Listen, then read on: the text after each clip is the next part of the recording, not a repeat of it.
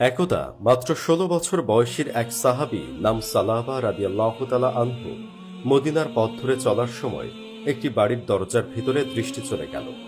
ভিতরে একজন নারী গোসলরত অবস্থায় ছিলেন এবং জোর বাতাসে পর্দা সরে গেলে সঙ্গে সঙ্গে সালাবা রাদিয়াল্লাহু তাআলা আনহু দৃষ্টি নামিয়ে নিলেন। কিন্তু তার মন ছেয়ে গেল এক গভীর অপরাধ বোধে। তিনি নিজেকে মুনাফিক ভাবতে শুরু করলেন। তিনি ভাবলেন, না জানি আল্লাহ তাআলা আমার এমন আচরণের কথা রাসূল সাল্লাল্লাহু আলাইহি ওয়াসাল্লামের নিকটে প্রকাশ করে দেন। তাই রাসূল সাল্লাল্লাহু আলাইহি ওয়াসাল্লামের মুখোমুখি হওয়ার লজ্জায় তিনি মদিনা থেকে পালিয়ে গেলেন। এভাবে চলে গেল অনেকদিন।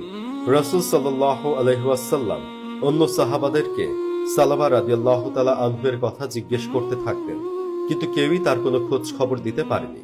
এদিকে রাসূল সাল্লাল্লাহু আলাইহি ওয়াসাল্লামের দুশ্চিন্তা বেড়ে গেল। তিনি উমর এবং সালমান ফারসি রাদিয়াল্লাহু তাআলা আনহু সহ কিছু সাহাবাদেরকে পাঠালেন সালাবা রাদিয়াল্লাহু তাআলা আনহুর খোঁজে। পুরো মদিনা তন্ন তন্ন করে খুঁজেও তারা সালাবা রাদিয়াল্লাহু তাআলা আনহুর দেখা পেলেন না। পরে মদিনার সীমান্তবর্তী একটি পার্বত্য স্থানে কিছু বেদুইনের সাথে দেখা হলো তাদের। সেখানে তারা সালাবা রাদিয়াল্লাহু তাআলা আনহুর খোঁজ নিতে শুরু করলেন। তোমরা কি কম বয়সী লম্বা একটা ছেলেকে এদিকে আসতে দেখেছ? বেদুইনরা কোনো জবাব জানাতে পারল না। তবে তারা জিজ্ঞেস করল, তোমরা কি ক্রন্দনরত এক বালকের সন্ধানে এসেছ? এই প্রশ্নে সাহাবীরা আগ্রহী হয়ে উঠলেন এবং তার বর্ণনা জানতে চাইলেন। তারা বলল, প্রতিদিন মাগরিবের সময় এখানে একটা ছেলে আসে।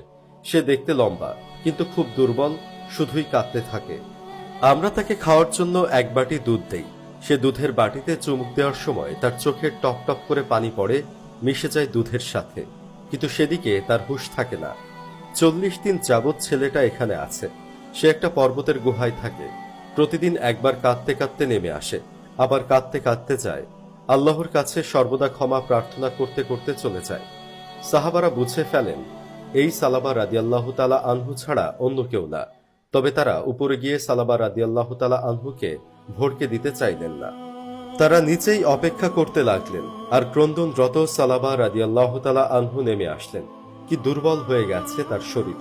বেদুইনদের দেয়া দুধের বাটিতে অশ্রু মিশে একাকার হয়ে যাচ্ছে। কোন দিকে খেয়াল নেই তার। চেহারায় গভীর বিষাদের চিহ্ন স্পষ্ট। সাহাবারা তাকে বললেন, আমাদের সাথে ফিরে চলো, কিন্তু সালাবা যেতে রাজি নন। তিনি বারবার জিজ্ঞেস করলেন, আল্লাহ কি আমার মুনাফিকির বিষয়ে কোন সূরা নাজিল করেছেন?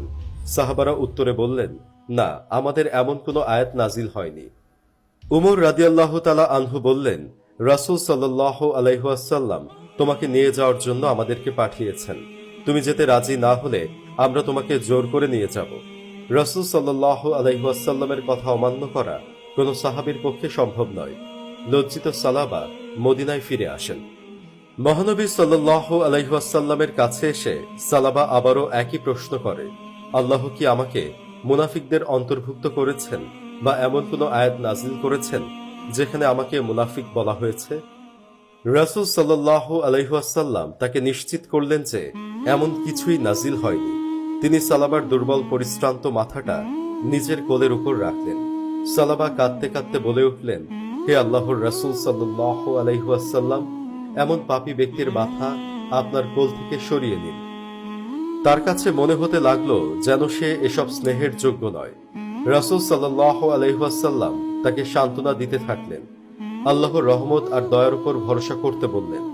এমন সময় সালাবা রাদিয়াল্লাহু তাআলা আনহু বললেন, হে আল্লাহর রাসূল সাল্লাল্লাহু আলাইহি ওয়াসাল্লাম, আমার এমন মনে হচ্ছে যেন আমার হাড় আর মাংসের মাঝখানে পিঁপড়া হেঁটে বেড়াচ্ছে।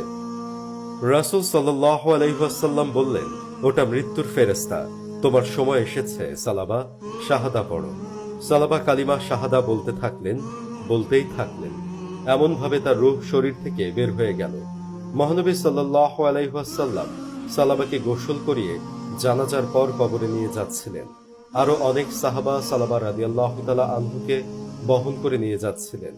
মহানবী সাল্লাল্লাহু আলাইহি ওয়াসাল্লাম পা টিপে টিপে অনেক সাবধানে এগিয়ে যাচ্ছিলেন। উমর রাদিয়াল্লাহু তাআলা আনহু অবাক হয়ে জিজ্ঞেস করলেন, হে আল্লাহর রাসূল সাল্লাল্লাহু আলাইহি ওয়াসাল্লাম, আপনি এভাবে কেন হাঁটছেন? যেন ভিড়ের মাঝে হেঁটে চলেছেন। রাস্তা তো ফাঁকা আছে, আপনি আরাম করে কেন চলছেন না ইয়া রাসূল সাল্লাল্লাহু আলাইহি ওয়াসাল্লাম?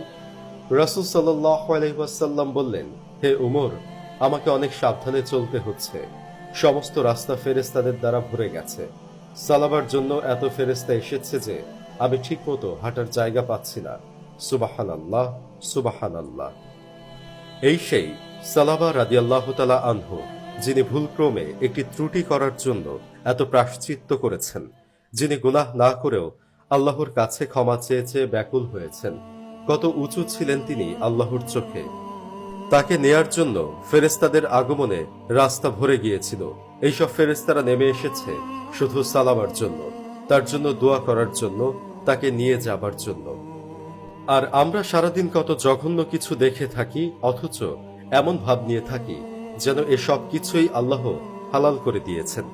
একটা হাদিস আছে, মুমিন বান্দার কাছে তার গুনাহগুলো এমন যেন এখনই পাহাড় ভেঙে তার মাথার উপর পড়বে। আর একজন দুর্বৃত্তের কাছে গুনাহ এরকম যে মাছি এসে তার নাকের উপর উড়াউড়ি করছে, আর সে হাত নাড়িয়ে সেটা সরিয়ে